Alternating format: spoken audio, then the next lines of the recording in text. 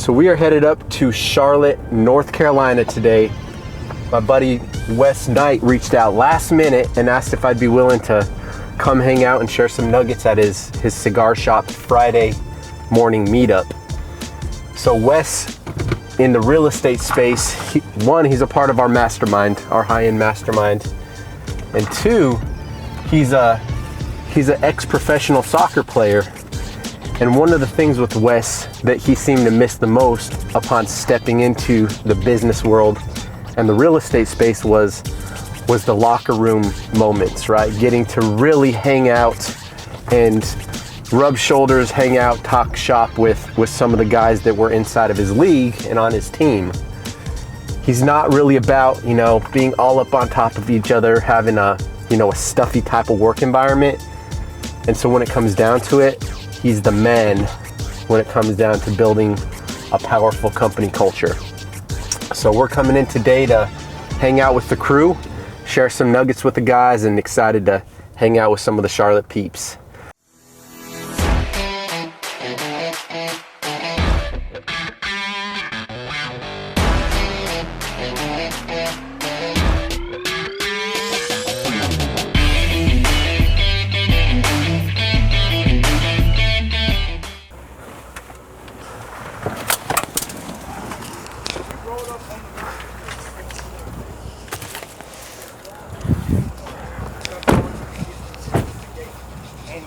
You know what? And it goes to everybody here. The craziest part about where I live is that the guy. What's going on, bro? What up, bro? Right? I'm Ben. Nice to meet you, man. Nice meeting you too. Met a couple times over Zoom. I think What's up, bro? Wes just stepped that way somewhere on the phone. RJ, pleasure meeting you, bro. I'm Ben. Likewise. What's up, man? Nice to meet you. Likewise, bro. Nice to meet you. Excited to be here. What is it? Ursan? Ursan, yeah. Nice meeting you, man. You too. Thank you. He went through bankruptcy. What's up, man? How you doing? Tyrese, good, brother. How are you? How you doing, man? Good, bro. Brandon, man. Brandon. Nice to meet you, sir. Pleasure meeting you too, man. Yes, sir. What's up? Absolutely, Hey man, you smoke cigars? I'm down. Down or you gotta go take you? So, dude, Wes turned me onto the cigar game, bro. Same. Yeah? Really? Yeah. Yeah, when he came up. I can't say I do it a lot, but a couple times a month I'll toke it up. I'm sorry to hear it. What's up, bro? What's good? What's up, baby? Chilling, man. How you doing? Thanks for coming, man. Bro, excited to be here. What's up, camera guy? What's your name? Andy. Nice to meet you. Thanks for coming. You met everybody? Yeah, we just pulled up. Hey, everybody get to know Ben Lovero. Told you guys a little bit about Ben before he came, and Andy is his guy behind the camera. His D-Rock. Hello.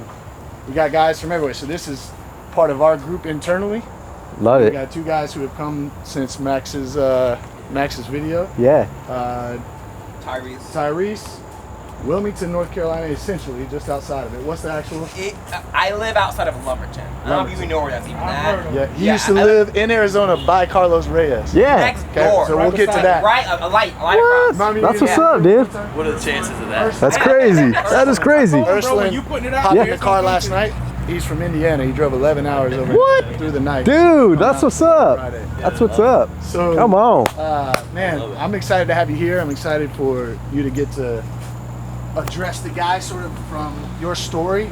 And then, man, you got so much going on in Colombia. And then obviously you're doing a lot of remote stuff as well. And so any questions that some of these guys may have. So Griffin is not involved in real estate at all. Griffin is actually a personal brand specialist. He works with all of the Carolina Panthers. Oh, dude, Works that's with what's the up. Hornets, so he's working on these guys building their content. Just here to learn some knowledge. Yeah, they're sort of all of the content that they need to generate on a daily basis to continue to build their celebrity. So is that mostly digital? Obviously, everything's digital nowadays, right?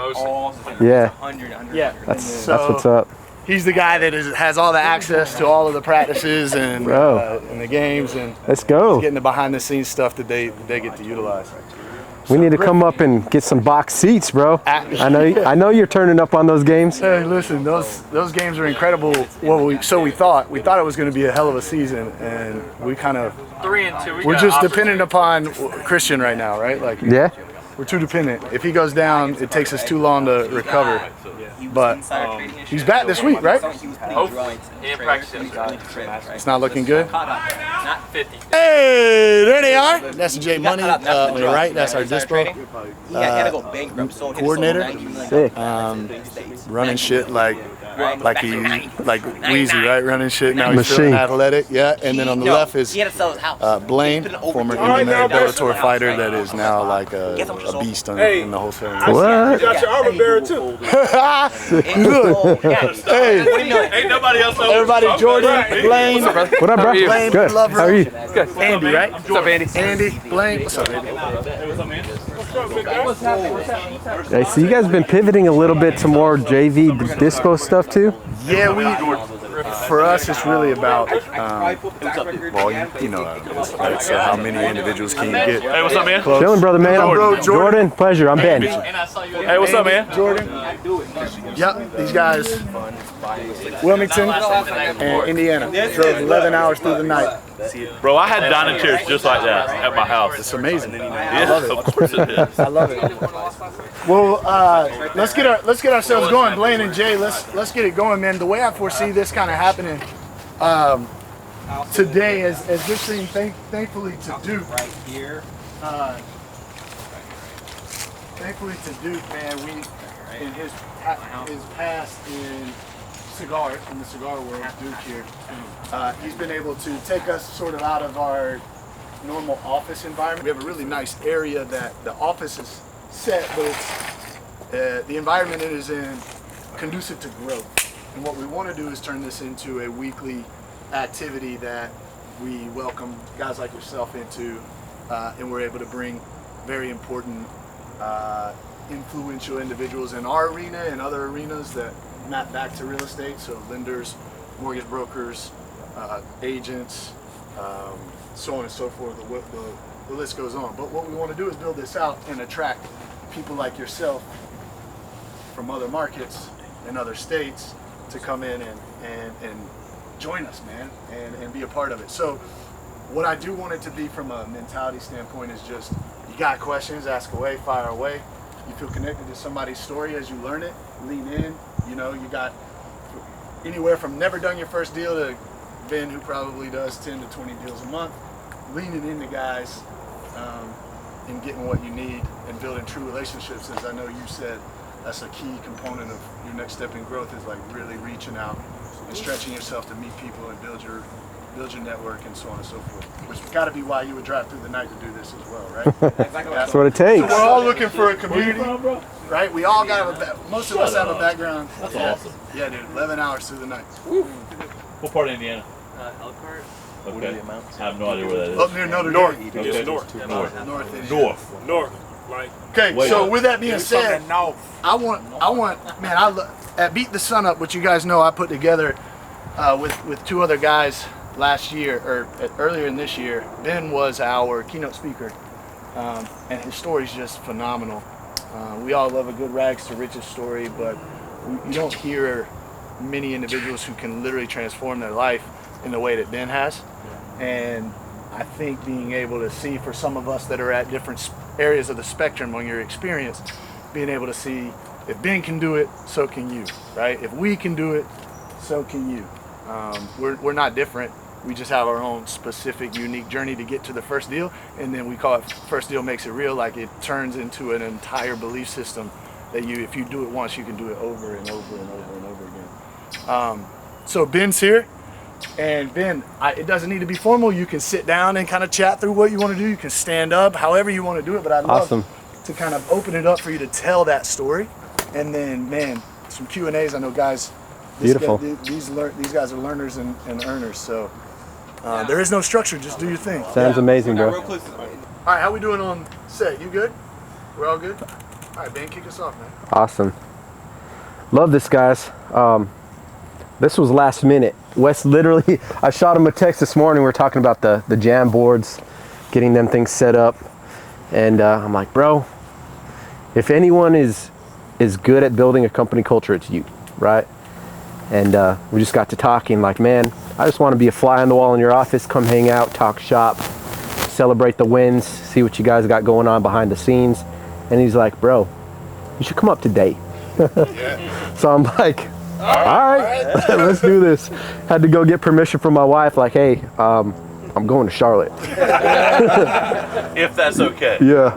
And then I'm like, hey, let me make sure I can get a co-pilot. Let me call my video guy, see if he's down.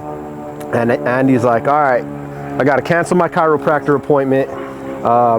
Let's make this happen. So, yeah. There's a chiro shop right there, Andy, that you can get. Your first one's free, right there.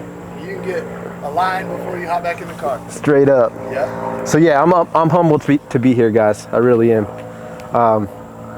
Real estate has changed my life in so many ways, as I'm sure it already has impacted yours too, right? It's a vehicle, right? It's a vehicle to carry your vision, to help build and excel your wealth, to grow your influence and put you in spaces and rooms with people that you would never think that you might associate with, right? It's a connection vehicle, right? Now, when I look at business in its simplest form, it's really just transacting relationships in the marketplace, right? You are coming together with other people, right? Either with ideas, with capital, with systems, processes, bringing them together and figuring out how you can carry out that vision, right? It's a powerful vehicle if you learn how to utilize that. I guess the best place to start as far as my story is, probably the beginning, at least of the transformation stage. So I grew up in Santa Fe, New Mexico. I was like one of the only white guys in my crew rolling around. Was always a high school athlete, man, played a lot of basketball. But early on started just smoking a lot of reefer, smoking every day turned into selling, and that just morphed and grew into more things. I used to DJ at nightclubs, dance parties, raves, outdoor events, and that just opened up a whole underworld of influences, right, and opportunities to make poor decisions. And ultimately at the age of 22, so I picked up a couple small cases, like simple distribution, minor under the influence, stupid stuff like that. But at the age of 22, I was still just running and gunning, making stupid decisions. And I picked up a pretty heavy duty case, spent 5.5 years in prison. And long story short, that was basically probably the most powerful thing that's ever happened in my life. That's where God got a hold of my heart, transformed my life from the inside out, right? I just landed inside a jail, man. It was just complete shock. You're sitting in these rooms with a bunch of guys that are passing around a needle, sharing the same needle amongst the crew, tatted from head to toe, just a different world. Were you intimidated in that environment? What is the energy inside? That's a good question, bro. I would say early on, there was a sense of intimidation for sure. I can't lie about that. Especially because it was, I made poor decisions, but I had like a decent middle class upbringing, right? I wasn't a gangbanger. I didn't carry a gat. A lot of the boys in my crew would, be strapped, but yeah, there was a sense of intimidation, sure, right? Because you just see this dark world, this place where these guys live by this code, right? They live by that prison code. If it taught me anything, that's the life I don't want to have, right? I don't want to pursue that. Like the decisions I made, the situation that I dug myself into was on my own accord, right? And it was pretty selfish of me looking back to just see the impact of those decisions, right? Because it was all self-centered. Dragging your parents, your family, friends through this muck. They try to support you and you're just spitting in their face with your actions, So it taught me a lot.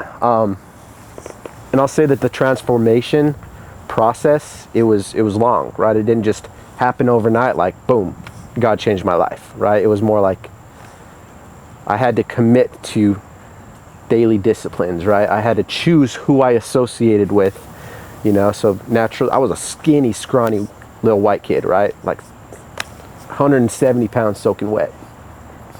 But I realized, like, I'm gonna be in here a minute, right? I had an armed robbery case, someone got shot. It was serious business. So I realized if I'm gonna be in here a minute, I gotta hold my weight, right? Gotta be able to stand up. So started working out every single day, man.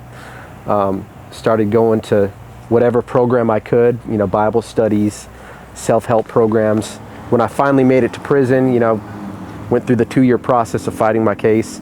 Finally made it to the prison yard, and that was like living again, right? That was getting an opportunity to really better myself, step into that change. So that was that, right? That was like the turning point in my life. Spent basically my whole 20s behind bars, but I wouldn't change it for the world. 2014, it was October 6th was my release date.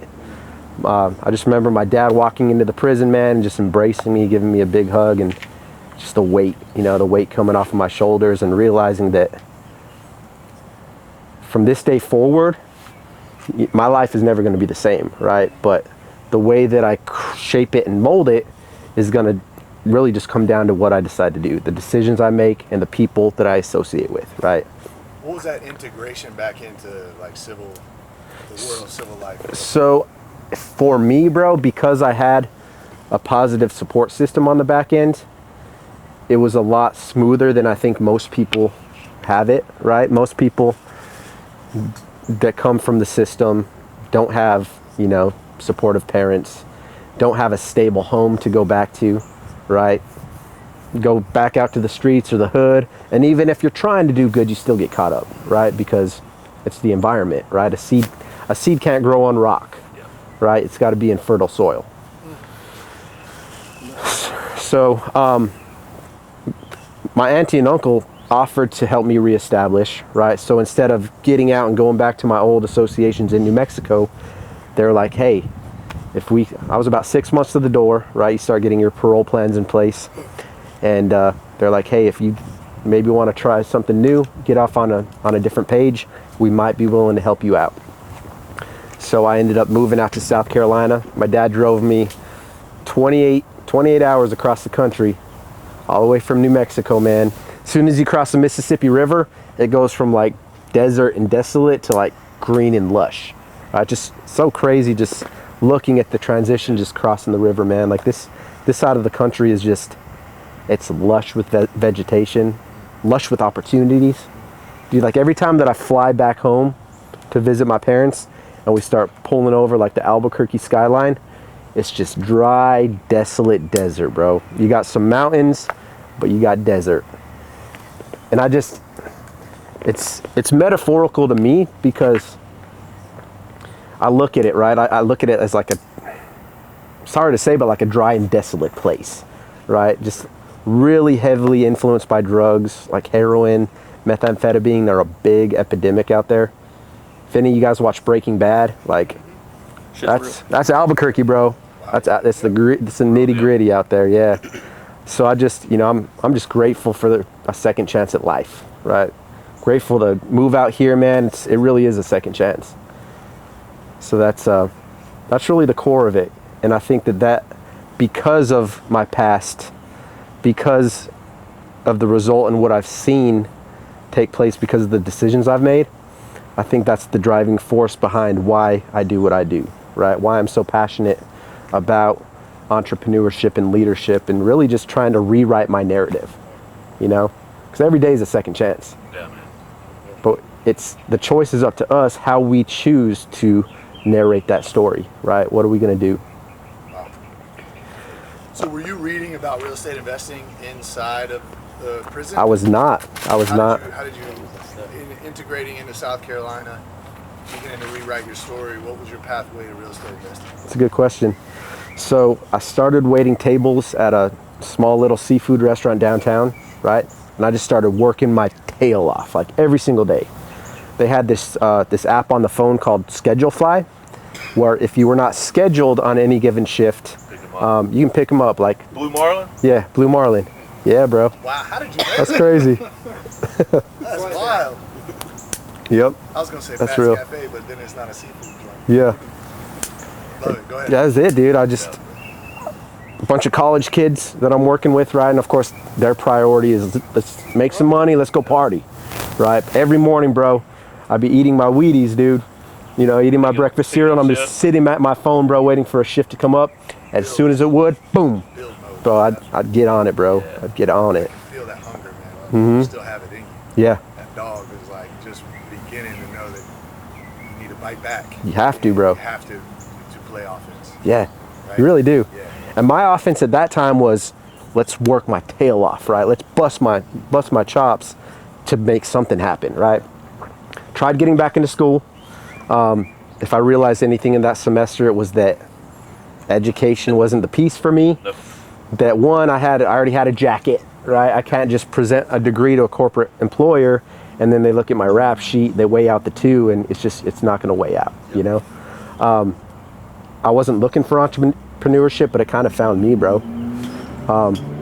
So the first venture that I began to start to build was a DJ company, right? Because naturally, I had the skills, and I just thought, hey, maybe I can take these skills and position it towards weddings, private events, corporate functions, you know, and then eventually build a team of DJs below me. I'm like, that'd be super cool. How to market yourself.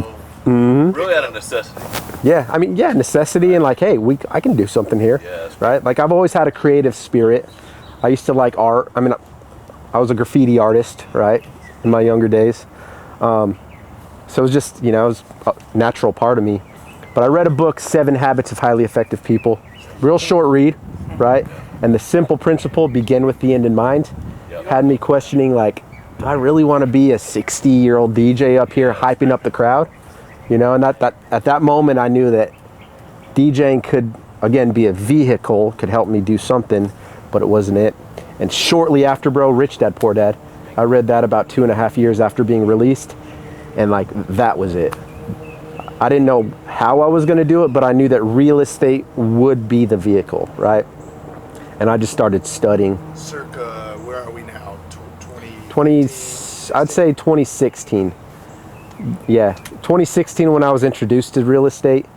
2017 when I probably opened up my LLC, because yeah, that's Envision Home Solutions. I incorporated in 2017.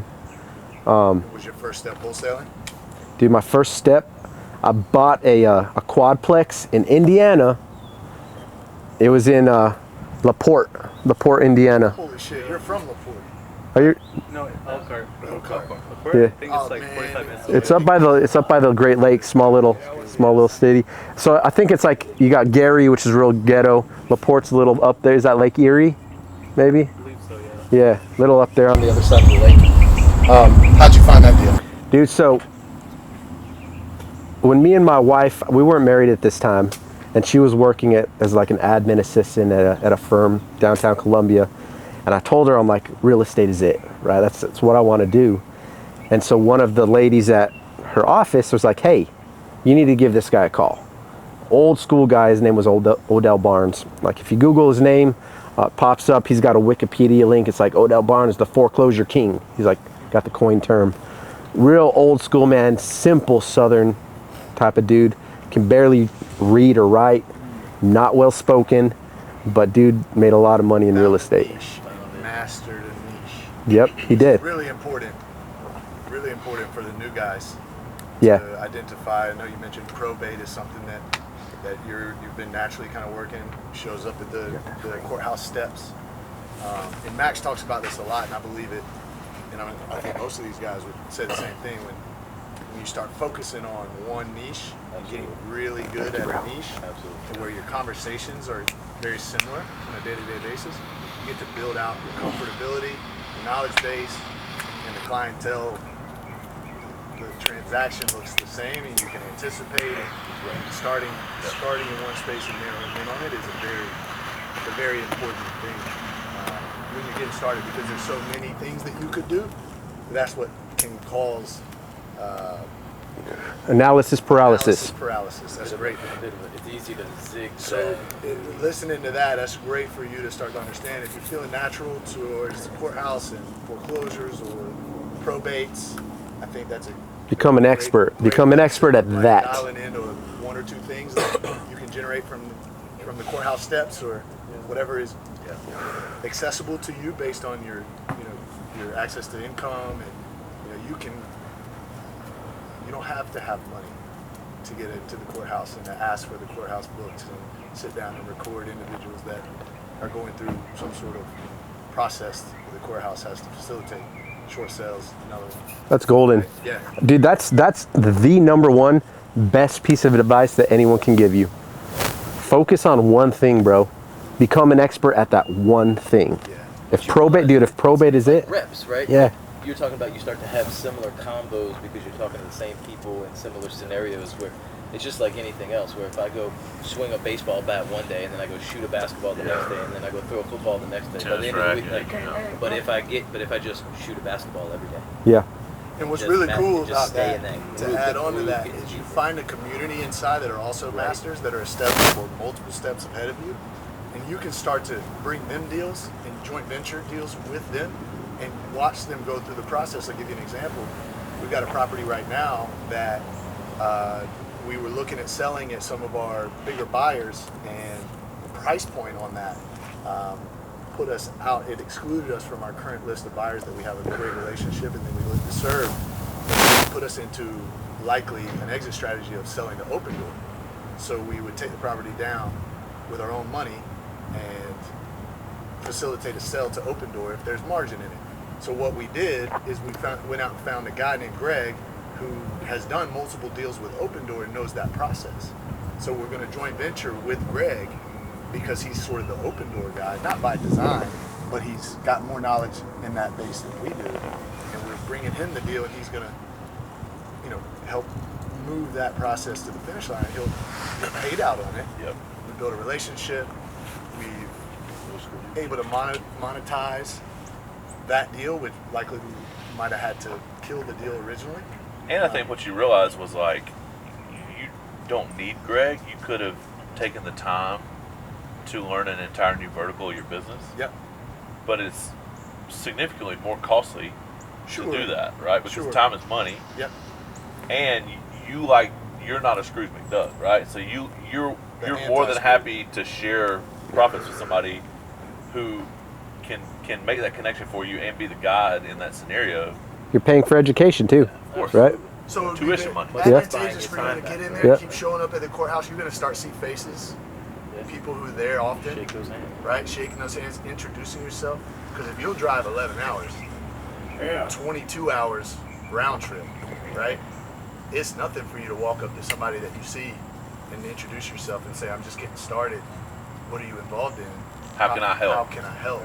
And then you got an alliance. If you want to really see people's head like snap back, any interaction you have with somebody, whether it's like going to lunch with somebody or whatever, like if you say, how can I help you? How can I add value to your business? People are like, What? It's amazing how many people aren't I don't prepared. I don't know. I didn't expect you to ask that. I don't know. Yeah. Well, think about it. Like, here are things I'm good at. How can I add value to you? So, what do you want in return? Nothing. And what you Be have to helpful, offer you know? now is hustle. Right. Right. And what they have somewhere in their business is a problem that they don't really want to spend energy towards. And you can help offset the fact that you don't have a deal specifically or a knowledge base yet, but you have the energy and the hustle and the desire. So I think that'll be a key. And that just puts you in a place to get your foot in the door somewhere where any aspect of business, that's almost the most essential thing. Yeah. Yeah. Is the foot in the door, because then you get around people that have the same mindset of you, and you're in an environment where you can enrich your life. And to his point, Griffin should have no business being around some of the best athletes in the world. But because he has a camera, and because he knew that athletics, like sports specifically, photography was the niche, he then got his reps, and now he had something to offer to guys like DJ Moore and Christian McCaffrey and That's beast. some of the Hornet players. Then you got that on your resume and you can go anywhere in the world with it. Now he's in the door, and he's 23. Right. Right? So, anyways, go ahead. So you meet. Sorry to. No, I love that. Yeah. Let's keep it natural. I don't want it to feel like, hey, I'm preaching to you guys or running it down. If you got questions, Well, I got a good feel question free to for you, ask. another section for your little video. Yeah. Basically, where you were going with the fact that you got out of jail is pretty seamless because you had a positive support system behind you. Do you see yourself in the future, which I'm sure you played out in your mind a million times already, but do you see yourself in the future using this as a tool for other people, less fortunate people getting out of the prison system, out of jail? 100%, bro. Giving them a positive vehicle, as you said. I believe that our place of conflict is in many cases our place of calling, right? So sometimes we're called back to that dark place, right? Because it gives you a story. Gives you a story to tell, man. And some of these people, they don't have hope, right? Or they might have a little glimpse of hope, but they don't have support, and they don't have the roadmap or the tools or even more so, they just get don't out. have the knowledge of what they can do once they get out of prison, especially if they don't have that support system behind them. Yeah. Can you say that again? You said the place of what? Place of conflict, or you could say your place of calling may be your place of conflict, or you could say your place of conflict in many It really cases. becomes your place of calling. Yeah, Honestly. Was what you can speak to most because it's yours. you've lived it, yeah. Yeah, so we're currently once a month, every fourth Wednesday, we go and hang out at Teen Challenge. Teen Challenge is actually morphed into more like young adult challenge, because I think they've found that the larger gap in their ministry, whatever they're doing, is, you know, the young adults that are getting out of incarceration that don't have the stability. So it's like it's a long-term program. Exactly on the lines of what I was talking about. Yeah. Yeah, so The Teen Challenge would have helped you a ton on the front end. no, You weren't ready for it. I wasn't ready. Yeah, you had to get to a point where you could listen. I mean, dude, I got locked up, I don't know, 4, 5, 6 times just for dumb stuff, dude. Dumb stuff. And I didn't learn. I was just too prideful, bro. Yeah. It came down to pride. It really did. Yeah, that's a good question, man. I think it's important. I think it's important to, obviously, you always want to have a clear vision and picture for the future, right? Always be looking forward. Don't take your head off of the plow. But you can't forget where you came from, right? And like Steve Jobs says, you got to connect the dots going backwards, right? So in many cases, you look back at those challenges and you realize that they've created you. They've built your character in more ways than you could have ever been developed without going through the darkness, you know? I think it's important. What was the next step after the fourplex, after Indiana? So dude, that fourplex was like probably not a good idea. It wasn't the best idea to put a brand new investor straight out on a asset, you know, many states away to manage. It was, you know, it was a foreclosure. And did you take money from the DJ world, or So dude, that was from the restaurant. I saved. was all restaurant. So dude, I saved up 25 grand waiting tables. That's impressive, man. I worked and saved, bro. Talking about small transaction after small Yeah. transaction after small transaction. I made 45 grand my first year out of prison, right? But that was straight working, dude. That was probably, I don't know, 300 work days, maybe more. 320. Which I'm sure you Get could it have out made of the mud. 365 if you could have. Yeah. Dude, and my boss used to ask me, like, how the heck do you do it? I'm like, dude, I'm a machine. But I'll tell you what, man, like I look back, I could have spent that time, you know, working smarter. And I can even feel like how, dude, I went so hard that it did wear my body down after a while. And my stress, dude, I never had anxiety before I worked in the restaurant. But I worked so dang much, dude, that I started to get like anxiety, bro. Restaurant life's rough. So, dude, it's Maybe hard. the hardest business. It's terrible. That's where I'm coming from. Culture's bad. Yeah. Everybody hates their life, but the money's too good. Yeah. Quote, unquote. Money's too accessible. And then you're serving people, right? So you're putting your best foot forward, Yeah, trying to you're do your constantly best. Emptying your cup, right? Yeah, and you're dealing with so many personalities. That's it. You're emptying your cup, dude, on people that some people care, right? But then for the most part, they don't. They just want their food. yeah, dude. I would get mad, dude, when I gave someone like great service and they leave me like $5 on a $200 tab, dude. Like I'd take it personal, bro. Yeah, of course. Or $0. Yeah, yeah. But you know, it was a piece in the journey. So yeah, The foreclosure guy brought the deal. yeah, it was a REO. So this guy would buy bundles, like 50, 100 properties in a bundle, bro. He bought a spreadsheet, never set foot on the property. Mm-hmm. So I bought it and then immediately just listed with a realtor. Was he involved in the exchange world? Is that how he landed on these? So when you say exchange world, what do you mean? Like equity exchange? The Like equity exchange. No. Where guys are. He's they have a model, bro, where they're dealing with low end foreclosure properties, bro, REOs. In many probably bought it for cases, 10 grand. dude, less. Well, this one I paid 18 grand for. Was he But partnering with attorneys? Dude, Partnering with banks? I was getting houses for 4 grand, 5 grand, in all these just random rural cities, right? Rural places around the country. And the model was like, hey, market it on Craigslist, get a buyer, owner finance it, right? That was their model. So I kind of tried mimicking that model, bro. I bought like 5, 6. After that one sold, you know, tried buying some different low-end assets. Man, that was a headache. It's a hard way to make money. Bro. So Yeah. did you flip that fourplex? Yeah, dude, I held that thing for about, so we had it under contract. It was a long due diligence period. There was a bunch of stuff wrong with it. They pulled out, wasted about like 2 months of my time.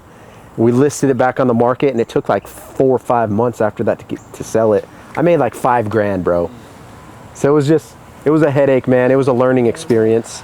But in that term, I realized that there's got to be a better way, right? So I started going to meetups, and I started realizing that everyone in this room, like at least 80% of these people attending, were wholesalers. And they started talking about, you know, flipping houses without their own money or credit. And so I'm like, you know what? I think it's time that I need to just sharpen the saw a little bit more, you know. I thought I'd be bold and go buy some houses cash, but it was part of the education, you know. When I got introduced to wholesaling and I started marketing, bro, it took me like 6 months to get my first deal. I wasn't one of those like overnight success stories, you know, get in there, 2 weeks I landed my first deal, made 15,000, never looked back. That wasn't me, dude. It took me like 6, 7, might have been 7 or 8 months, bro. Just like working, dude. I also wasn't really spending money on marketing, right? I was looking for like Craigslist deals and different things and posting every day. But I learned that the more niche down you could get, the more creative you can get with your thinking, right? And instead of flocking to what the masses are doing, really dial in what you're doing, whether it be knocking on doors, right? Whatever the case might be, I realized that you just have to really put your head down and get creative in building a business. How were you sharpening? Were you YouTube University? YouTube University. Who were some of the individuals that you were studying? So I would say the education piece that gave me the biggest like jump in knowledge was Sean Terry. It was like his Memorial Day or 4th of July, whenever they come out with those like smoking deals. It's like $99, bro, and he gives you like 4 or 5 courses, right? Like he's really the godfather. He was the guy that really started old to school. teach on YouTube. Yeah. Back in the day. Mm-hmm. The freedom, right? Flip to freedom. Flip to freedom. That was gold, bro. Yeah. I paid for that education, went through it, started emulating what he was doing, put it into my business. Bought some more courses, right? Studied up on digital marketing. YouTube University played a small part. For a short season, I partnered up with Brent Moreno. I don't know if you guys know Brent. Andrew McLean's Brent. Yeah. Mississippi. Mm-hmm. That partnership didn't last long. It just, wasn't the best fit. Sure. But that man's a marketing genius, bro. So just the time that I spent with Brent really just opened up my mind to like the digital marketing arena. Yep. Realizing how to tell a story, how to present a product or a message in this large digital space. And really just opened up the door to really start getting creative with how I implemented that, right? Awesome. Did some PPC. Like Google AdWords, bro, 3-4 years ago was a gold mine, bro. Keywords for like 6, Yeah. I mean, a $3,000 marketing budget on Google 3-4 years ago, you were pulling some deals, dude. And what is it now to give people? I mean, $3,000 on PPC won't get you, but 1 to 2 leads. Yeah, it's right? junk. Yeah. It's junk, bro. I got to a point where I was spending way more than I made on AdWords. I'll tell you what's happening in the industry now, right? So that was my story getting into real estate. We could talk for days about it, right? Yeah. But I think that what's really important is recognizing the market cycle, seeing where we're at this current moment as a country, as an economy, as a real estate market as a whole, right? And I encourage you guys to buckle down for the storm that's coming. Sure. Because there's a storm that is coming, and it's heavy, right? There's a reason. So in the past, right, we're trained as wholesalers that we got to go find these super distressed properties to buy them at 70% of a discount or less, right? I don't want to say those days are almost gone, but it is so much harder to find great deals than it was 3-4 years ago, right? competition, lots of wholesale. Lots of competition. And then you just put COVID on top of that, government shut down, and then everything that's transpired this past year with the government printing a ton of money, right? Free stimulus handouts. I heard a number that like 40% of all US dollars in circulation were printed last year alone, right? So we all know we're coming into like a inflationary scenario where the value of a dollar is going to be much less than it ever has been, right? So we're starting to see these big institutional players, right, that in some cases, are paying 100% value for an asset, right? They're buying a wholesale deal for 100% ARV, in some cases more, right? Yep. Now, when you start to see that happening in the marketplace, you need to be able to open your eyes and really try to evaluate what's going on behind the scenes. Why are some of the smartest financial minds in the world paying ridiculous amounts of money for these houses, right? And it just comes down to their hedging, hence the word hedge fund, hedging against inflation, right? Inflation is coming. So with that, doing your SWOT analysis or however you're structuring your business, you need to start asking yourself, how can I take these outside threats, right? These big institutional funds or whatever the case might be, and how can I leverage those and turn them into an asset, right? How can I either partner and sell them deals? How can we build a beast of a system around this model, right? And either bring in a bunch of JV partners that understand you have these high net worth connections, right? And streamline that. It's just the game is changing, right? So learning to work your pivot, right? Going back to sports, like the time is now to pivot and just start thinking. Yeah, because dude, the market could change any freaking minute. And I'll tell you, dude, yeah, so in our mastermind group, I just put a short message. I think it was yesterday or the day before. It was a very insightful message. Yeah. It was excellent. I thought it was fantastic. So dude, my wife's brokerage, they had a meeting. They did like a sales meeting once a month. And dude, the broker started crying in the middle of the meeting, right? Because he's worked his tail off to like build this brokerage, this organization to where it was. And he's just like, guys, you guys got to hunker down. He's like, we might have a 2 to 4 year window here, right? Where we're already starting to see these flat fee brokerages come into the market, right? So across the country, like standard listing commissions are 4 to 5%, right? Where traditionally it's always been 6. So we're already seeing that undercut starting, right? And then to layer on top of that, you got these iBuyers in any major metropolitan market or even tertiary linear markets across the country, where all of a sudden Zillow's buying houses. Open Doors partnered with Realtor.com. You guys go on Realtor.com in the large metros. Hey, get your Open Door offer, OfferPad. Dude, these big behemoth buyers, right, with buku unlimited capital are cleaning house. So where I see that going in the next 10 years or so at the rate that these funds are buying houses, majority of middle income housing is going to be mostly corporate owned.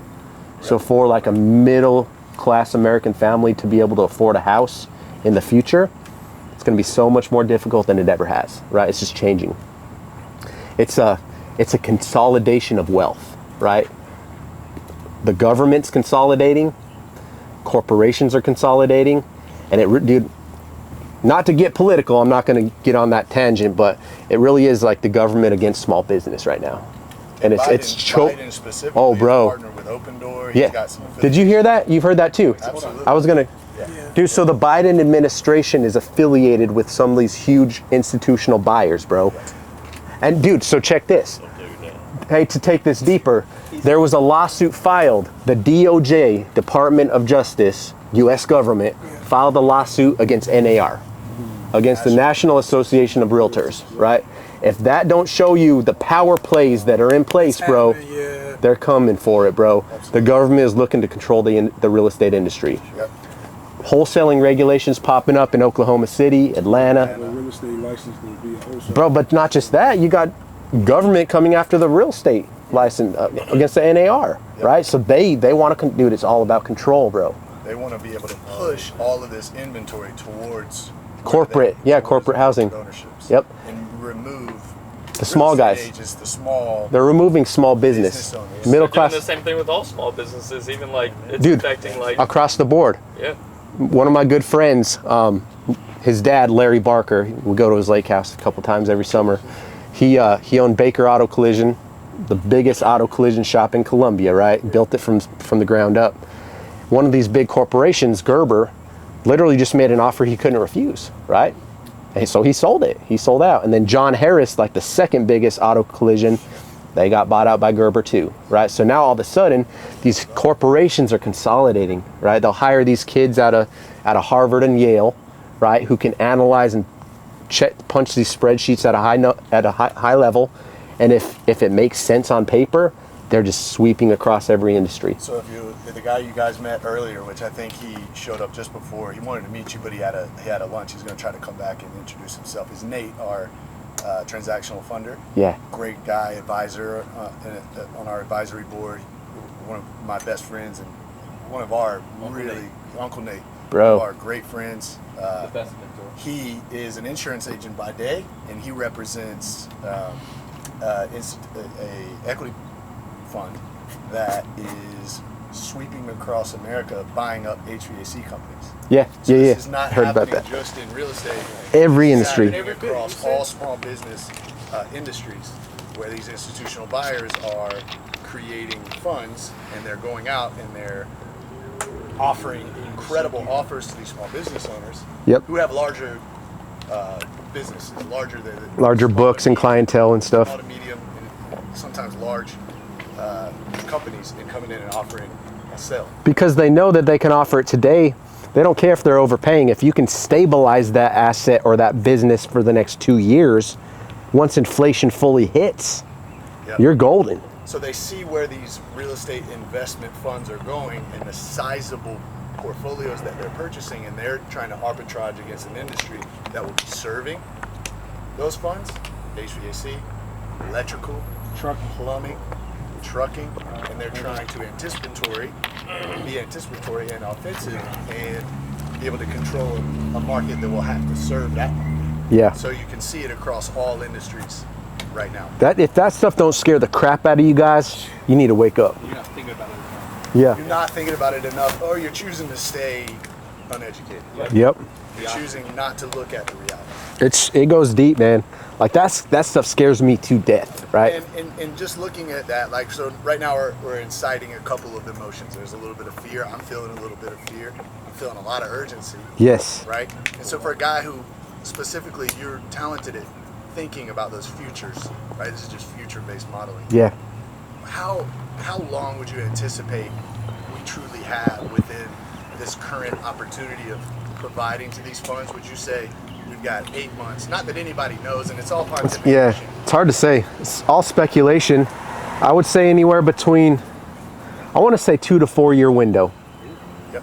I think we got 2 to 4 years. I would say 24 months is strong. I would even say 12 to 18. More Yeah, conservative. I could see it turning quicker. How many trillion were injected into? How many trillions of dollars were injected into? I think it's 4 trillion. Maybe it was 7. I'm not a numbers guy as crazy as it says. I'm going to say 7. It could be 4, but essentially $7 trillion was injected into the economy. Yeah. And I would say that 7 trillion will flow sort of naturally across 18 to 24 months. Yeah. Until there has to be some sort of shift in Yep. that inflationary period. Anyways, that's all pontification, but we got a window, so to speak. Work your window. And that Work your window. I would say is a great opportunity. We positioned ourselves well as deal finders in the wholesale market to make enough money and provide enough value to then be able to get to the next step in whatever it is that we want to do. Right? We all have different ventures. You know, Blaine has got insurance goals. He's also starting it's not a restaurant. What would you call? Food cart. It's a food cart. So Blaine by night works at a bar, and he's able to see patterns really well, and he sees a lot of opportunity to serve a market of individuals that leave the bar and need food. And he's got a partnership with a guy who can cook, a girl actually, right? A girl that could cook the food and literally turn customer bases at his bar and other bars that are in the area into customers in another way. So we've got a lot of entrepreneurs that have got goals and dreams to go and utilize their capital to go into the Do it. next wave of their life. Build assets, right? Figure out how you can build cash flow. Yep. And an asset doesn't necessarily have to be a physical monetary thing, right? Digital real estate is probably the biggest asset out there right now, right? If you have a skill set that you can offer the marketplace and you're not utilizing an education piece in your business, you're missing the mark, right? Think about different pillars. Like, I think I'm over analytical, right? Like I tell people I'm good at taking like a simple system and complicating it, right? Trying to create like processes and procedures. And I've really come back to like ground level and realized that to run efficiently, we don't have to make business complicated. Keep it simple, right? The best businesses are simple processes, right? But figure out how you can take what you already have, because all of us have unique skill sets and abilities, right? Unique callings right here in front of us, right? If you just think outside the box at how you can bring value into the marketplace, right? People are paid in proportion to the amount of value that they can bring. In the information age, knowledge is probably the highest paid value out there. As crazy as that sounds. Yeah, I think Max, we were talking after the show the other night, the one that you saw. Did you see it live or did you see it secondarily, like after it was posted? After it was posted. Okay. So Max and I hopped on FaceTime. We were just kind of talking through, hey Max, how'd it go? What'd you think? We had some audio issues that I know you experienced. What are you talking about? Yeah, we kind of worked through that. And I was experiencing an echo the entire time on my side, but Matt was able to clean it up on what you heard and what you heard from Max. But he was just talking to me that real estate represents 20% of his income. And 80% of that, or a large part, 70%, is from data, right, with REI Rail and his partnership with PropStream. So if you're skipping on PropStream, that is routing back to Max. Across the board, or is it just through his affiliates? No, across the board. So when you pull a list on PropStream, you're pulling it from REI Skip. So his data company is the company that... I didn't know that, bro. That's crazy. So not only that, his YouTube, he makes, he just put out a video about it. Last year, he made 120 grand passively off of YouTube. So each one of his YouTube videos is an investment property, essentially, with no management cost. Some of his best videos are pulling in, upwards of $5 grand a month. And it's able to, it allows him the freedom and the flexibility from the information age to monetize. That's $5 grand from YouTube, not to mention the affiliates he can push through that YouTube into links. Other places right? that set up. And Now, the touches that creates. why has he leveraged that? A, because he spent an entire phase of his life informing and giving the game away, right? And he did it in a really, really, really phenomenal way. It's easy to connect with Max, right? He looks like us, he talks like us, and he showed you where, man, his first video, he was talking about doing $30,000 a month in wholesale. That's really 3 deals a month, really, if you think about it. It's just not. That's no small feat. For sure, no small feat. However, Ben, 3 deals a month, you can speak to it. 3 deals a month is really a very junior space. So you've seen Max grow, and he's done everything he could to give the game away and break down his model. Thank you, bro. Give it all away for free. And because you trust him, you'll follow Max and pay for whatever Max will provide for you. What he really did not want to do was sell courses. He wanted to sell the tools, the shovel, the pick, right, along the way that helps you be successful, which is, I think, the right way to go about it. It's so easy, Ben, wouldn't you say, to try to monetize too early? Yeah. And a lot of people can struggle when they try to monetize too early because they haven't done enough on the front end to gain the trust. And so it's delayed gratification for him in that model. But anyways. That man's a genius. He is I beyond. had lunch with an investor yesterday in Rock Hill, and he's got bank, right, and he's buying rental properties cash, and, but he made all his money. He built an app that scheduled the show that YMCA's use to put class schedules out. Wow. But instead of selling the app, because YMCA's are nonprofits that don't have money, he licensed the app for $20 a month per location to YMCA's all across the country. Great. That's great. That's It's great. sitting around the corner. It's sitting around the corner. That's just thing to do. Yep. Yeah, I like what you said about picks and shovels, because that goes back to the gold rush, bro. 100%. Right? When everyone was storming out west to California to go mine for gold, right? The people that truly capitalized in that era were the people that were selling the picks and the shovels, the tools needed for the job, right? Start thinking innovative like that. Yep. That's a big pillar in our business. One of our core competencies is innovation. Absolutely. How can we be innovators, right? Find a gap in your business, solve it internally, and then figure out how to offer that to the marketplace. Yep. Right? That's next level, That's right? great stuff. That's great stuff. So, yeah, go that's ahead. what I said to you the other day, the whole thing about creative thinking. Yeah. He said the definition of creative thinking is to be smart enough to see an opportunity to create a way for you to benefit from it. That's right. That's right. Gold rush. Here's a shovel. Yeah. Yeah. Straight up. And sometimes you got to give the game away for free to get there, right? Until you got the testimonials behind your Trust, shovel. You just said that to not monetize too early for whatever that journey is, to the point where you don't have enough of mutual trust. That's what Max did to us, right? Like, we were able to go, okay, we're gonna follow that one for a little while because we trusted him probably more than like Social proof. the other. We've Yeah. had, The art it's of a big persuasion. factor. Yep, that's gold. So your focus right now, Ben, I know you're in the crypto world. You've got some efforts going in that. Where with all the knowledge that you've gained since 16 and you've been in this thing, where's your focus right now? What's really important internally to your team? What are you guys? It's a good question, bro. focused on?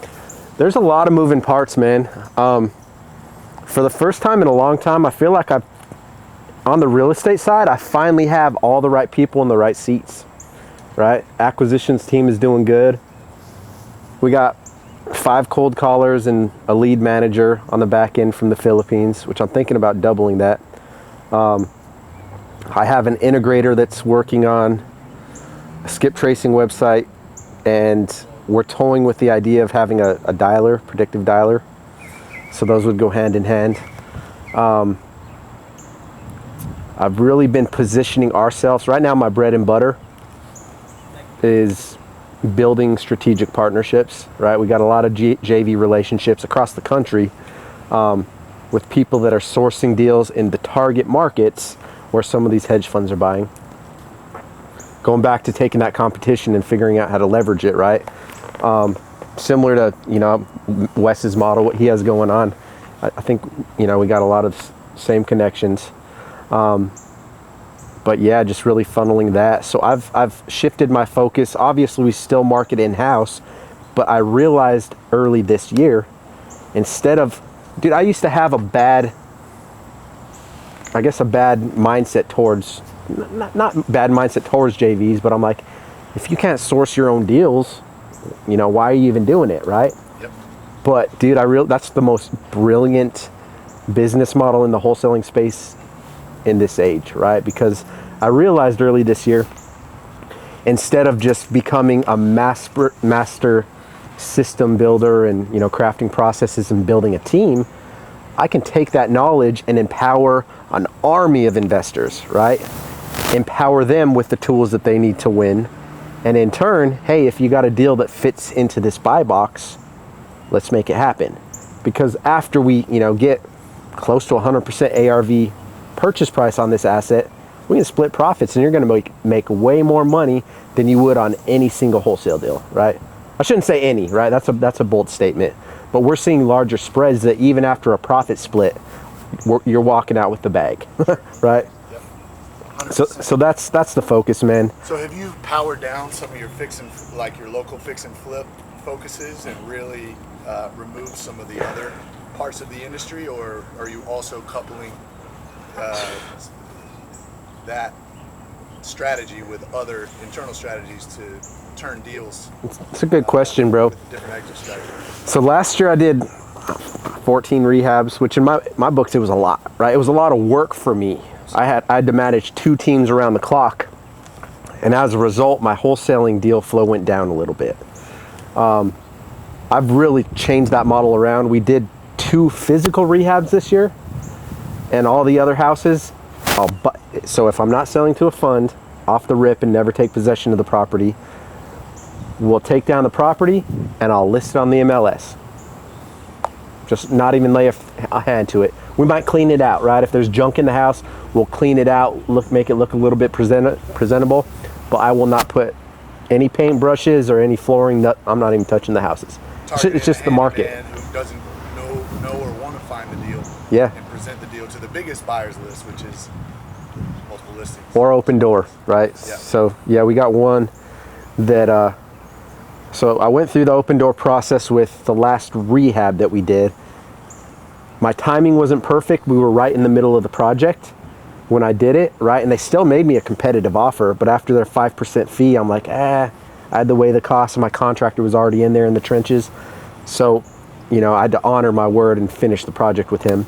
But it kind of showed me behind the scenes what that interweaving looked like. So right now we have one under contract that closes on Tuesday. I submitted it to Open Door last week, right? It fits the buy box, sweet.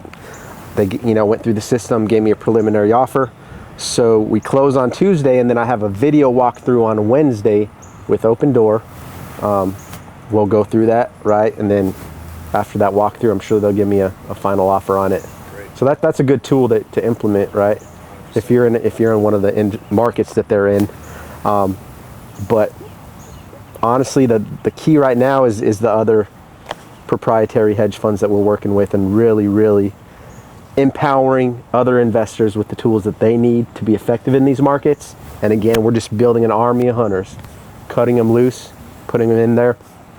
It's getting to a point now where I'm having to be more selective with who we work with, right? Because a lot of people continue to submit these deals that like don't fit the buy box and this and that. I don't want to be a Keegley, another disposition company that's just taking any house and, you know, do our best to sell it. I'm gonna let you know if we're not the best fit, right? Our focus now is, hey, this is the buy box. Dial that into your marketing. You have all the tools, prop stream, GeoPoint data, whatever you're using. Dial that in. Make sure you're hitting those areas, and 9 times out of 10, we're gonna pull out opportunities, right? Great. Fantastic. Any other questions, guys? What would you say outside of, I think the nuggets come from pieces of information like being able to dial in into a niche and get really good at a niche, but what are some other nuggets that you would say that when you're communicating and giving these tools to these outside investors that want to work with you, what do you see to be the pattern of what they need to know, what you're educating them to help them have success? Sure. Honestly, I think the best way to present the information is, again, to keep it simple, right? So, hey, this is the buy box, right? These are your target markets, like our top markets right now: Atlanta, Charlotte. Well, Atlanta and Jacksonville across the board are top 2, right? And then second tier will, you know, Charlotte, Nashville, Orlando, Tampa, Raleigh. Great. Like that's the focus. You got a larger buy box outside of that, but we're seeing the highest offers and the best results in those areas. So basically saying, hey, here's the markets. I created a partnership portal, right? It's just a shared Google document. I got an introduction video.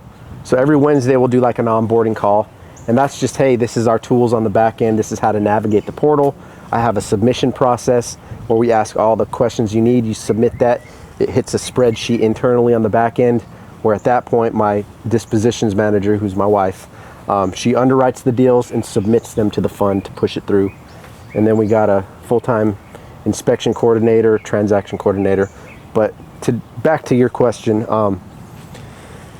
understand the buy box, right? You can literally take the information given, right? Bed bath count, right? So right now we're targeting 2 bed, 1 bath and up, 800 square feet and greater in these target markets. The strike zone between like 120,000 to 300K purchase, because we're seeing as we start to cap out towards the top of the buy box, offers aren't quite as competitive because they are buy and hold investors, right? So being able to communicate that information is number one. That's probably the most important piece, right? Wrap your head around that. And then really just saying, hey guys, there's no need to spend a ton of money on marketing right now. There's not. Cold calling and SMS messaging are your quickest way to bring your message to market, right? Super cool tools that we have at our disposal that probably won't be legal in the next 2 years. Sure. Right? Like we're already seeing regulations with text messaging. Cold calls, there's some gray area, especially if you're hitting people that are on the do not call list, right? That's where you see lawsuits and stuff come up. But find the quickest way to bring it to market, right? So cold calling, SMS, cheapest marketing tool other than calling for sale by owners on Zillow. Sure. Right? So really just saying, hey guys, don't get caught in the trenches. I mean, again, figure out your niche. Probate is an amazing list, bro. It really, really is. You're going to find your deepest, juiciest deals doing probate deals. It's just a long process, right? You want to hit those people early in that process, develop the relationship. You want to position yourself as a probate specialist. Hey, either we've served a lot of people in this space, or hey, me and my partners, you can leverage credibility with other investors that you're learning from, right? Don't ever be afraid to, position yourself and leverage that credibility, because I think one of the hardest parts of getting started is getting past what's up in here, right? That fear, right? And the fear and belief, bro. Like belief is the most powerful force that if you learn how to tap into that and program your mind to believe that something is possible before it's even happened, bro, that on like a mindset piece is the most powerful thing that you can do for yourself, bro. Like your morning routines, get in the habit of listening to motivational videos, right? Go through your affirmations, read books that empower you, right? That help you to elevate your thinking. Because think of your mind like it's ground, it's soil, right? And every single thought, every conversation, every word, every deed that happens every single day are seeds, bro, that are getting planted inside of your mind, right? And most of the world is feeding you negativity, right? Fear of the government, right? Fear of COVID. And it's literally like it constricts us, right? It makes us feel like we're slaves to ourselves, slaves to the system, that we're victims to this world, right? That mentality is never going to get you anywhere. And I think that's the toxicity of our country right now, is so many people are controlled by fear and the media, right? But if you can get into a state, man, where you're controlling what you expose yourself and your mind to, it morphs your mind and your belief in what is possible to an entirely new level, right? It taps into a place inside of your DNA where it starts to rewire the way that you think, right? Belief, guys, you got to believe in yourselves. I find it really powerful as well. When I got started, I really didn't like the idea of cold calling. And that was a big focus of me having to identify what I was afraid of. And not maybe some people love cold calling. I know Max does. Max loves it.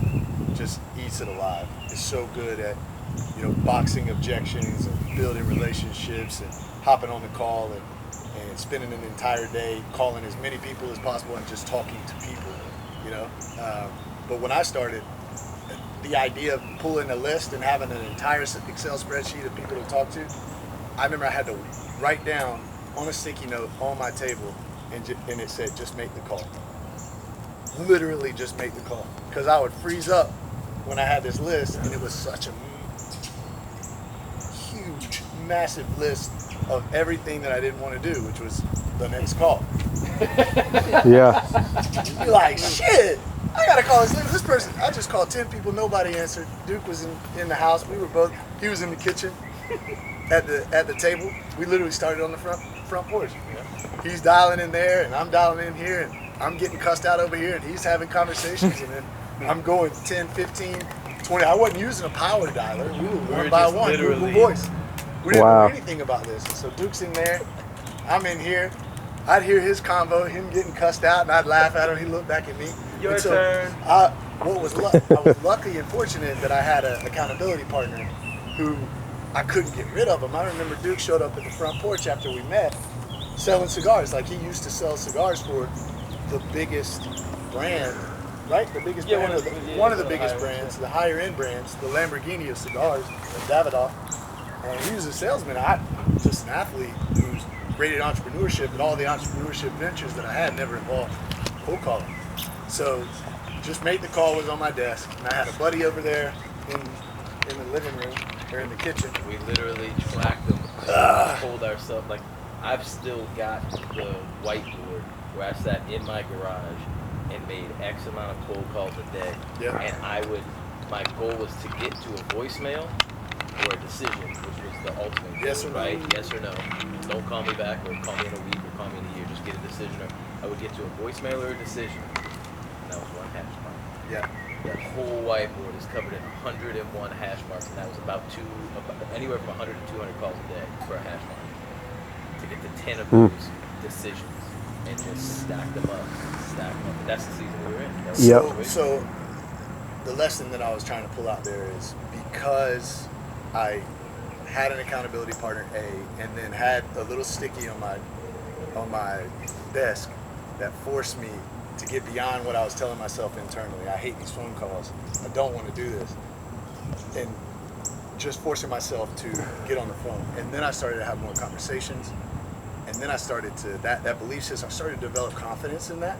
And it now it's just, I can call because I built the muscle. I still experience fear or the lack of desire to want to make the cold call.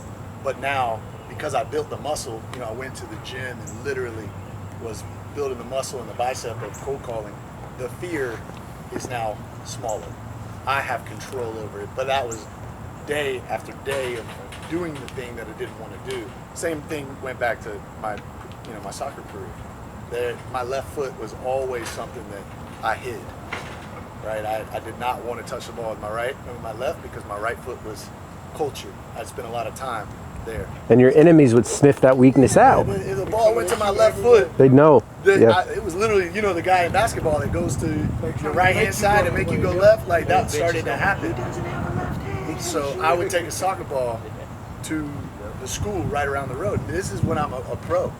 Like I'm in the league now, and I'm still going to the school with my ball and beating the ball off the wall of the school, forcing myself to take touches with my left foot, so that it was no longer a conscious thought in operation. When the ball was at my left foot, it was now a built-in ability that I had to use my left foot more efficiently. Now, my left foot is not cultured. Nobody would ever say that. But my left foot is now no longer a walking stick, right? A balance beam. I now am useful with it, but that was only because I literally, after training, would go for an hour. Thank God for headphones. This is even before the AirPod. So I had the headphones, so my phone in the back pocket, and headphones back behind me, and I'm just listening to Drake, Wheezy, and just doing the thing that would develop the confidence so I could activate it in the game, and it was less of a weakness. So the same skills kind of apply. It's like identifying what's holding you back or what you're afraid of. Literally, there might be one thing that keeps you from doing the next thing to get you to your set goal, and identifying it, insulating yourself with reminders that is the fear, and creating a humanized personification, like literally this fear is a human, and I've got to go at that human. I can't run away from it. So we all have those fears, man. I'm sure still some of us have those. Wes, would you say that those fears in your business, when you're able to tap in and lean into them, would you say that once you get past the fear that elevates you more than almost any other point? Well, it also gave me the first thing I wanted to retire myself from. It was the antagonist. Yeah. So it's like, man, if I can work enough to have enough success, I know the first person I'm going to hire to take something away in my business is going to be me having to do that, right? And so it was hard for me to both be in SMS, because that's where I was in Genesis, that's what I was really utilizing, because I hated cold calling. So I was in SMS, that was a lower barrier to entry for me, but I couldn't SMS and cold call efficiently. So I first hired a virtual assistant she's no longer a virtual assistant, she's a part of our business. She is the heartbeat of our business, and she took away the responsibility of being in the SMS software, so I could then cold call and I could get better on the phone, because I recognized when the lead was warm and it came in, I still was clunky. I wasn't as comfortable having the closing call, which is much different than the cold call. And so the closing call is much more about building relationship, understanding the patterns of objections that they may have. And that was an entirely different conversation that I needed to be comfortable having, because it was the most important combo, right? Is the difference between the cold call and then the closing call. And so I was like, okay, if I can generate some warm leads and get reps to then be a better closer, now I need less leads to close. And then if I can get more closes, I can then retire myself from the next thing, which was cold calling. So then I had an SMSer, and then the next thing I hired after that was the cold caller. And then now Duke and I were being served with easier conversations. We still to this day have people telling us to F off, even when they make it through our filters. Yeah. But slowly but surely I was able to have enough deal flow coming in that I could replace the areas of the business that You're not getting cussed out at least once a day. You're doing it. You're not really trying to make a play. You're not really trying to make a play. So, yeah, what are some fears that you currently have still? Because you have them. I'm sure every day you're still knowing there's areas of your business. I still have a fear of doing what you have here, which I have such a respect for you being able to have a team around you to document what you're doing and expose yourself to the world, because the marketplace is nasty. It is. People can really build you up and break you down. Yeah. And so your ability to generate these videos is something that I admire, because I know the advantage of doing it. I know that. But then exposing your life to that and welcoming a camera into your world is still a fear that I have. It's still a limiting belief that I have. It also opens you up to liabilities too. You know, like, hey, now you're on Front Street in the world. You're there for the world to see what you're doing, the interweavings of your business. So you got to get really strategic with asset protection, right? Right. Honestly, bro, one of my biggest fears right now, well, I can't say it's a fear. Legal battles. Sure. That's a big one, bro. I went through my first lawsuit last year, and that was a result of one of the second dude. So that LaPorte, Indiana house that I sold was the first owner finance property I ever bought.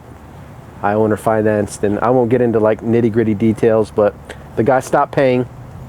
I let him live there for way too long. There was almost like 18 months of non-payment, and I finally filed for foreclosure, and it just got nasty, bro.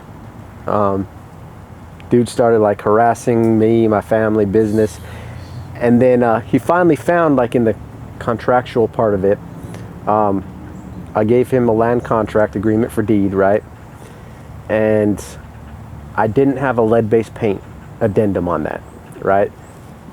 The gurus don't teach you nothing about that, right? You don't hear about, hey, if you're gonna double close, make sure you give a lead-based paint addendum on any house that's built after 1978. That never said that, has it? Nobody ever has, bro. I didn't learn it in Sean Terry, right? The old school dude that I started doing business with, that I got away from that model, I was using his contract, and he'd been doing it forever, bro. He'd been doing it since 1970. Yeah, dude. But just my freaking luck, dude, this guy filed a federal lawsuit on me. So, dude, it's one thing to get named on a state docket. You might have to pay an attorney $5-10 grand, get through it. Dude, you get named on a federal docket, bro, you're talking like the Boku corporation status, right?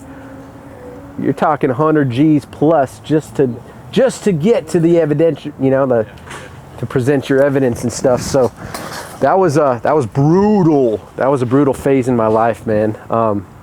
It was education. Sure. It made me tighten up a lot. Made me learn how to operate inside of trusts and some other things. So do you have a lead-based document that you're needing to serve with these fund deals? Dude, so yeah, if you're assigning a contract as the assigner, you don't have the liability on your back because you're not the seller, right? That's how it's written in the law. But if you're double closing and the house is built after 1978, chances are it's not going to come up, right? So it's not an issue till it is. But then after that, he also complained to the EPA, Environmental Protection Agency, government entity. They got the 3-letter boy involved. Anytime the alphabet. Yeah, so I had to answer to the EPA. Government don't play around, boys. Right. Government do not play. And even though it was, I still to this day look at it as not that it was an innocent thing, but I truly didn't know. Yeah. Right? But in business, there's no excuse for lack of knowledge. There's not, right? So they basically held me firm, and they had a $200,000 violation on me. Like, it's written in the law, based on your violation, like, you have to pay this. Luckily, there's something, it's a business, what is it called? There's something that Trump put into law, but it's like a code for businesses. If you're unable to meet the financial means to pay a penalty, you literally show them your entire books, profit, what's coming in. Dude, I had to hire a consultant, an accountant to, like, dude, my books weren't in order, right? Most of us, our books are not in order. So I had to hire him to put together, like, profit and loss statements, asset balance sheets, like all types of stuff. Finally presented that to them, and I ended up getting dinged in the hand, and I negotiated my way down to $15,000, and I'm paying him $1,000 a month for the next 15 months. That took about 2 years to get through that shit. Yeah, fantastic lesson. Yeah. Were those interest-free payments, or did they have interest built into that as well? No interest on it. Great. At least they did you a favor on that one. Yeah. There was one guy on the inside, bro, that I didn't see it happen. Somehow we built rapport, bro, and he ended up kind of like standing on my behalf and helped. And he was sitting in on the calls, and there was a different chief. Somehow some other guy got repositioned, and he stepped into acting chief for that division. Thank God, bro. That dude, like, he helped me kind of get through it internally. But dude, the last thing you want to do is, well, one, legal battles, really the only person that wins is usually the attorneys. Yep. Right? Just be careful. Be careful. Can we talk about, and I'm going to be selfish for a second. Yeah. Can we talk about your vision for your media, what your focus is, your partnerships in that? Can you open up a little bit about that? Because I'm super interested in that. Like I said, I battle every day. Do I want to do more of it? Am I ready? Am I a subject matter expert enough? Dude, I think you. No, I think more of the not so much the detail orientation, Bottled water. but the focus on. Thank you, Big Dog. Thank you. I know why you want to create it, right? But what you're doing and what you're mapping towards on the content side, is that to No, dude. to grow your personal brand, but like more so where you're. Yeah. So long term, bro, my goal is to position us where we can do more seminars. I want to monetize education, right? I think the easiest point of entry with that is to just start building out the membership economy. Sure. And what I mean by that is low ticket item, right? Where you can offer something for somebody beginning, right? Someone that wants to come in and have, like, I say a mentor in place, right? It's not one-on-one coaching, but hey, $97 or $197 a month, and you can be a part of the inner circle, right?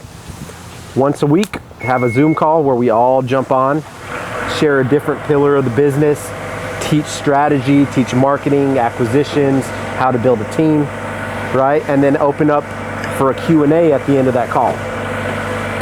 Membership economy, bro, I think is the way of the future, right? It's just like owning an app or something else, but hey, you get 100 people paying $100 a month, that's 10 grand passive revenue. Right. Yeah, it's another passive. That's simple. So your Instagram just drove me to your YouTube. Mm-hmm.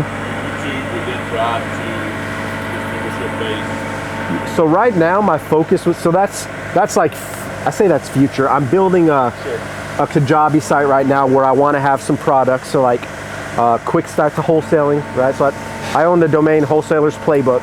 So I'm going to kind of build off of that a little bit, put some different tools. Right now I have the retail fund onboarding process in Kajabi. So I opened that up as like a free product to get our partners involved. I'm going to have like a quick start to wholesaling, just like, big picture, company culture, getting started, mindset, and then acquisitions, dispositions, building a team, right? These are the pillars. Focus on building each pillar. And then beyond that, I got distracted. This is probably better because these are things you probably don't want to. Dude, no, I'm all about it, bro. Yeah. I think in our space, bro, anyone that is not an open book, they're shooting themselves short. Sure. You get seen, right? I mean, You get seen, dude. there are enough open books I that think when I go to compare content over time, you get to see who's got the thicker veil and I think it comes down to the abundance mentality, bro. sure. Yeah. I'm not gonna lie, bro. I used to think that all these proprietary marketing systems and tools that I had early on, right, that I wanted to hold them to myself, right? I didn't want to give away the sauce because I'd create more competition in my local market. That could not have been further away from the truth, bro. Sure. Start giving away the information. Yep. I mean, it's a natural law of leadership. The more you can empower other people and help them step into their greatest selves, right? It's going to raise the tide for everybody, create more opportunities, and somewhere in the mix, without even realizing you're doing it, even though you're giving away the blueprint, you're giving away your roadmap, right? It's going to create an abundance of opportunities streaming back to Well, you. you're positioning yourself as the authority. Yeah, yeah. So people now, they already knew who you were and they liked you, but now they trust you because you've proven that you know what you're talking about. So why wouldn't I want to reach out to you if I've got an issue that I can't solve? When you taught me how to solve it, and now I've done what you told me to do, and I still have a question, I'm going to come to you. Yes. Right? And that's an opportunity for you to be a partner. Yeah. Yep. And then that obviously, like every level presents its own set of challenges. So not that I have a gatekeeper now, right? I don't. I try to open up my time as much as I can to freely give, freely share. But there comes a point where there's so much need, right, and help behind the scenes that you got to really have like a system and a process. So like one of the hugest things that's helped me in my business now is my wife like underwrites all of our deals. So if you got, like, I work on new business and development and relationships, build the content and the strategy to bring in opportunities. But if it comes down to an actual deal, she's sent enough of these out that we know exactly what it needs to be at. She knows the price range you need to come in at, right? She can kind of give you that insight. So there's not an easy answer to any question, right? And I think that the goal is to just get moving, man, right? Start before you're ready. What are you seeing that penetrates? What type of your content actually penetrates? Because there's a market share, there's a psychology now wrapped around social media of the scroll hole, right? Where people literally will not engage in your content for an extended amount of time. Dude, so that's a really good question. Penetration, which in my experience comes from spicy moments. Yeah, right? Dude, I'll be honest. I don't think that I have super deep penetration in the market right now, right? Like, I got a lot of followers on YouTube, and we're creating a funnel to like build more influence there. But I don't get the engagement on my content like I believe I should, bro. Yeah. Like, I'm looking at my reels and like the stuff I'm giving away. I'm like, dude, Yep. there's some sauce in there, bro. Yep. Right? And I'm like, the engagement ain't there, but it's partly because early on when I built my following, you know, I was chasing after different things. It wasn't all real estate. So half of the followers probably dropped off, and then, you know, half that engagement ain't there. And then I kind of stopped my activity as much. I might have posted once a month, right? So when I was getting like 400 or 500 likes on any given post, when I stopped that, it just dropped down to like 100, right? So it really is an algorithm, and there's there's not an easy answer to it. I'm still trying to figure it out. Yeah, I made a play last year, no, 2019, 2 years ago, and I was running a podcast from basically my closet in house, and I partnered with a really great media company out of Charlotte called Wheelhouse Media. Shout out Wheelhouse. Those guys are incredible. They are top level quality content. Their content on media on, and we built it into an internal 3-camera show, mapping towards highlighting really inspiring rags to riches stories, but being able to bring people in house and really create a quality experience from a YouTube channel. Yeah.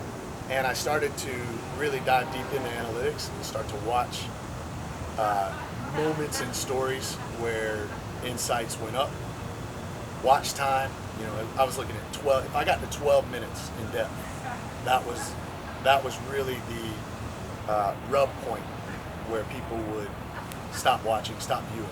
So I started to notice some trends in that arena of what keywords worked as far as the suggested bar and Yeah. you know, thumbnails and all that component. But I really recognized that the spicier the moments, the better. Yeah. And that people really want to be true entertainment. Yep. So then I start to take that psychology and know that these individuals, these content creators that are creating massive levels of following, of true fans, they've started to wrap themselves around creating or curating spicy moments. You look at your Logan Pauls, Yeah. right? And their strategies. One of the best marketing strategies I've ever seen online was Logan's influencer track meet. He did that 2 years ago. And it was one of the most powerful experiences he created, I think, where he took all of the area YouTubers, the best YouTubers with the best following, and then turned them into, it's what he's done now with Floyd Mayweather. Right. Yeah. Curated an event, brought all the individuals out, and they had 100-meter dashes, who's the fastest YouTuber, 400 meters, long jumps, and it was all the guys that you're fans of, gals, you're fans of, coming to one experience. He just cross-pollinated the culture. Cross-pollinated and raising Boom. money for foundations, and it was, you know, these guys are sort of the best new young entertainers on the It's planet. incredible. So I watched that and I love that. Oh, thanks, man. Beer me. Dude, I would say with your background, Wes, you have a deeper understanding of the interweavings behind the scenes than even I do. I certainly do, but I also have been around so many content creators and seen the carnage that it creates in their life. And the antithesis of that is Ed Milet. And I was talking to some of the guys the other day about how he had created silence for himself, where he has 2 phones. One is his work, one's his personal. People that are in his personal phone is like 150 contacts. He's really proud of that number, because only like 150 people know that number. Yeah. And he has a full-time assistant that has his work phone and team managing around, making sure he's not dug in the side of social media that's the dark side. Yeah. So when you get into that world, you can become obsessed with the vanity scores and the numbers and the growth and all the things that come out of that. So that's the part of me that, if you see me when I'm on with Max, I love that shit. Like, there's nothing You come alive, right? more fun Yep. than telling stories and connecting and providing as much value as possible with your audience. But then there's the dark art of social that can really, you know, Morph your brain, yeah. morph you, man. Can Yep. help you become obsessed with that. Becomes part of your diet. Can grow your ego to where you can become a nasty human. It can, at some points, if you're not grounded, it can force you to change parts of your life that maybe you didn't anticipate. It takes you out of reality and out of the moment too. Builds ego a lot, big time. Yeah. If you're not in governance of it. Yeah, if you can channel your ego and like you government, that's the perfect word, governance, right? Yeah. If you can learn how to control it, right? And I think it comes through meditation, you know, repetition of really centering yourself, bro, finding your true self, your true voice. And you always got to go back to that center, right? Because, I mean, we're all on a path where we're going to reach some type of realm of worldly success, right? With that comes its own threats. Like, I think, yeah, hearing that, bro, that opens up an insight that all of us need to really think about and meditate. Dude, you got to check your ego at the door every single day, dude. And a lot of it is for me being seen, right? Because my authentic self, I have an urban design Mm-hmm. to the way I was raised and the community that I came from. And a lot of times when I look back, I couldn't get past 5 minutes and just watch. I told myself I'm going to watch the Max conversation and give myself a rating. I couldn't get past 5 minutes because I look at myself and I say, no one would listen to you and find you intelligent enough to want to like follow. So that's the noise that I hear in my head now, you know? But you're just insecure.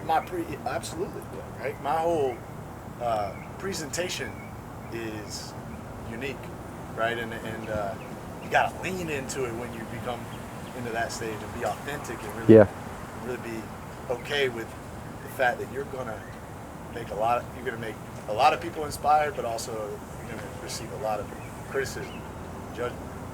You got to be willing to draw that line in the sand, right? That is why I mentioned that earlier, because I've been meditating a lot on after watching Jordan Peterson and how he decided, if you listen to what he's talking about in his documentary, it's really about taking a stand and finding something that you believe in, standing behind it confidently, and going out and trying to make a change in the world with it. And to one side, that's powerful, man.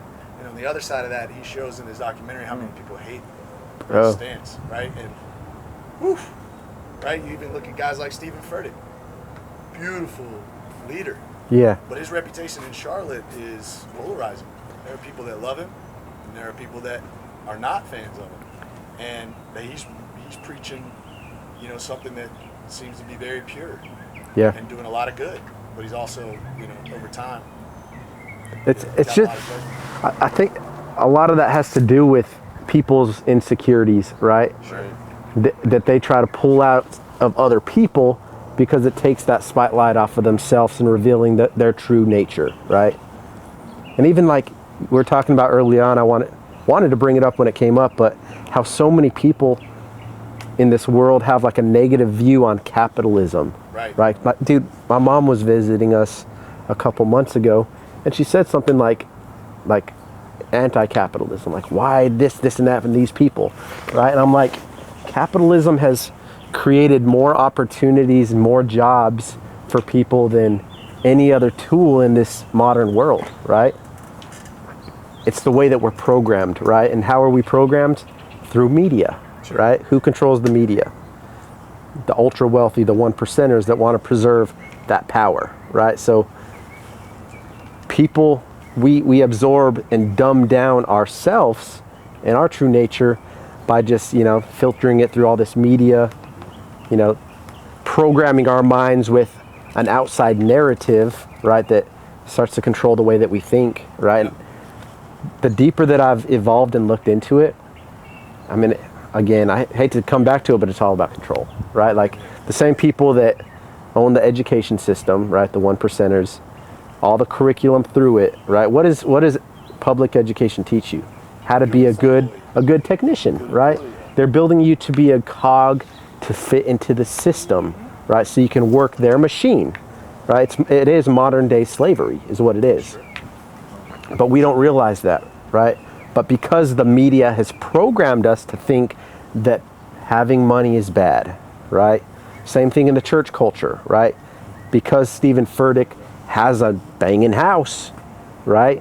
They think that he's some, you know, snob-nosed dude that's just pimping out a church for his betterment, right? Yep. But that couldn't be further away from the truth. That's right. Right? Money, just like you said, it helps to elevate your influence.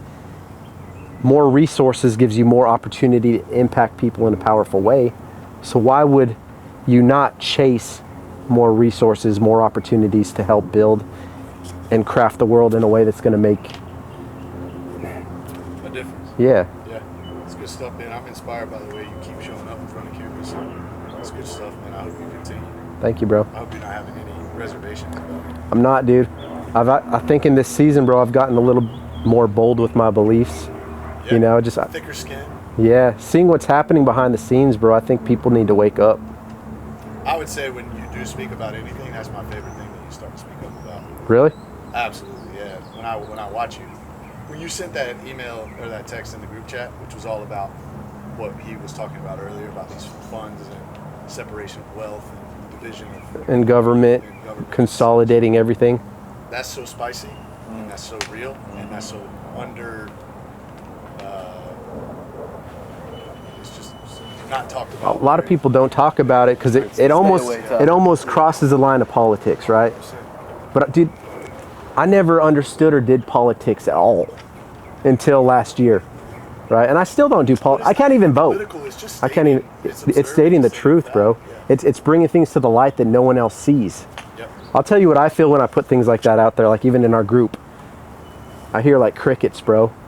And sometimes I'm like, damn. Like did I? Nah, it's good. It landed. It penetrated. Yeah. For sure, it penetrated. Because there's always you always question But it came on yourself. the heels of me recommending, because I sent a picture of Ben, our partner out in Arizona, Ben, getting capped by the funds, and then you guys should be considering double closing on their properties, and then you were able to follow that up with an extension of that conversation, which was Dude, penetrating. that's a piece that like no one knew, right? Sure. No one sees it going on, but it needs to be brought to the light to really see what's coming, bro. Because again, we need to be ready.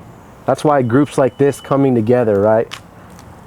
Having conversation. What I think could be really effective to you, and this is a creative conversation, and this will be the last thing I say. Yeah. When you have, I really like to see, there's specifically, man, there's this hip hop artist, he's a white dude, and he'll take people's lyrics and he'll play them, and then he'll stop and he'll break down the bars about what that artist actually means. And he's blowing up on YouTube literally by examining somebody else's music. Huh. And people love that. People love to see that. He actually is a hip hop artist and he's not very good, but his ability to break down the lyrics and explain them, people like his those videos people love. So I almost wonder if you could try just on a content front to have those videos of people that are talking about this topic and you listening to some of it and then pausing it and breaking it This down. is what we actually see going on behind the scenes, right? I think that could be a really cool. This is a narrative that they're painting and they're telling you. Yeah. It's actually a silk screen. Sure. Like it's actually And you a can lie. take multiple topics that fit into some of that stuff and then break it down. Because you do a good job of explaining it in a bite-sizable, simplistic way. Yeah. So, That's what's up, anyways, how are we feeling, man? It might be around lunchtime. How's everybody feeling? You guys are feeling hungry? It's time to smoke. Ben, what do you have as far as your vision and timeline here? How do we maximize I'm good. your experience without also arbitraging your time? Yeah. Andy, what's your hard cutoff? Probably 20 more minutes, maybe. Yeah.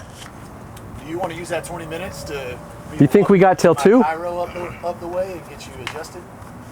Sure. Yeah. The thing is, the sun. We're running out of I was shade gonna here. say, so it's we getting need I think rough. it's a good stopping point, and Yeah. some guys that want to get some food can grab food. If you need to get adjusted, my guys at We grab this guy and come right back there here are and we just- amazing, and I'm there twice a week, so I can walk in there.